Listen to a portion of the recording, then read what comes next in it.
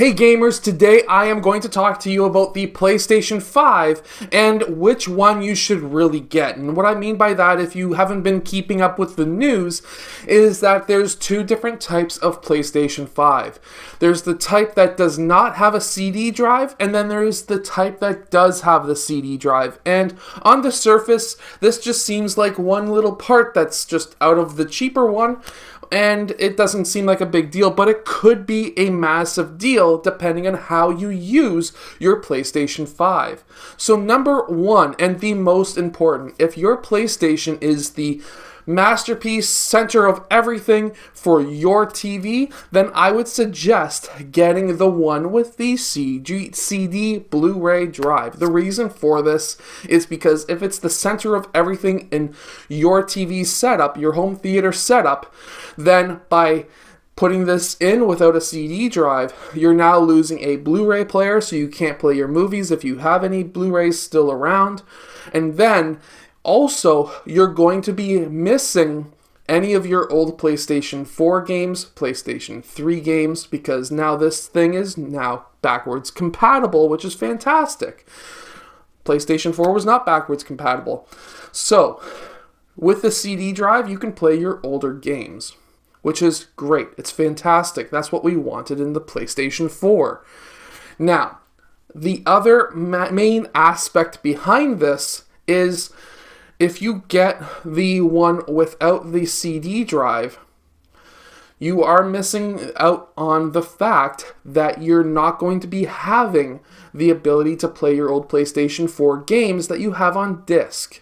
Now, if you have a Blu-ray player in your home theater system, and then you put the PlayStation 5 in, at that point you don't have to worry about the Blu-ray movies, but you do have a PlayStation 5 that does not play PlayStation 4 games, which is fine if you've been buying PlayStation 4 games online for the past however many years, and you don't have any PlayStation 4 games that you still play on from the disc.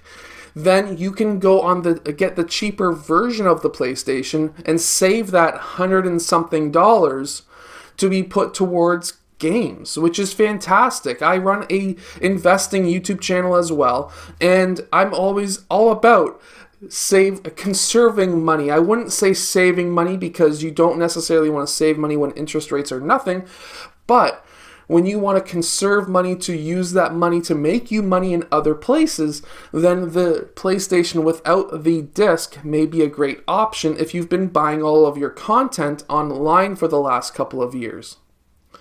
Now, the other aspect to think about as well is if you still have a working PlayStation 4, which I hope you do because I know my PlayStation 3 failed. I got another PlayStation 3 and then I got a PlayStation 4 that's worked for the past, I bought it since day one. So at that point, if you still have a PlayStation 4 that still works just fine and you have enough HDMI ports on the back of your TV, go out and get the PlayStation 5 without the disc drive and save some money and put it towards games or maybe an investment. And then you're all set and ready to go. And even if you've been buying games for the last little while online, if you still have a working PlayStation 4 and you don't have enough HDMI ports on the back of your TV, you can get an HDMI switch, which here in Canada you can get a cheap one at Best Buy for $89, or at least it used to be that much money back when I worked there. And then from there, you can be all set and still save 10 or 20 bucks in that case, but you could easily get cheaper HDMI switches pretty much anywhere else.